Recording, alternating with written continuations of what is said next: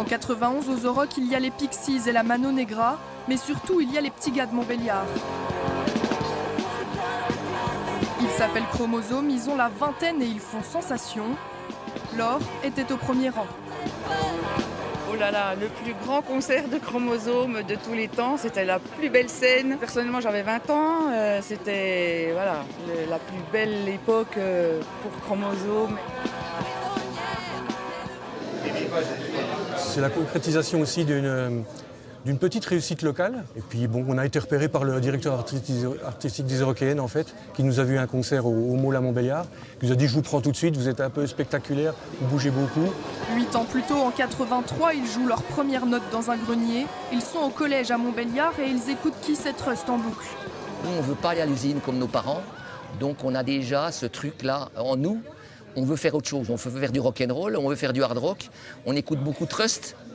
Donc on se dit on monte un groupe.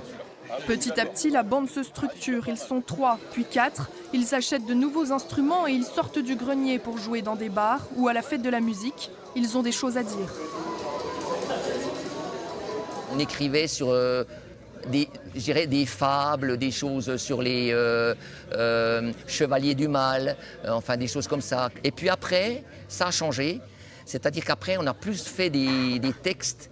J'ai plus fait des textes sur la vie de tous les jours. Ce qu'on vivait au quotidien, c'est-à-dire la fête, l'alcool. Puis il y a les Orocs et tout s'emballe. On leur propose une tournée européenne et un contrat discographique. Mais voilà, ils ont une vie à construire et ils ne sont pas prêts à tout sacrifier pour la musique. Alors le groupe s'éteint. Il faut attendre 34 ans pour qu'ils sortent leur premier album. La démo en CD, c'est inespéré, quoi. Non, c'est chouette. J'ai 27 ans, donc en fait, je suis attiré par tout ce qui est métal, hein, on va dire un peu heavy metal à l'ancienne des années 80. Donc voilà, mais c'est l'occasion de redécouvrir un groupe. On s'est réunis une fois par semaine pendant longtemps, pendant 2 ans, pour restaurer des vieilles bandes, trier, rechercher des archives et puis remettre au propre au mieux possible tous ces vieux enregistrements. 2 CD pour compiler 41 morceaux qui sont partis comme des petits pains ce dimanche. La nostalgie l'emporte, mais maintenant, les fans rêvent de les revoir sur scène. Ok.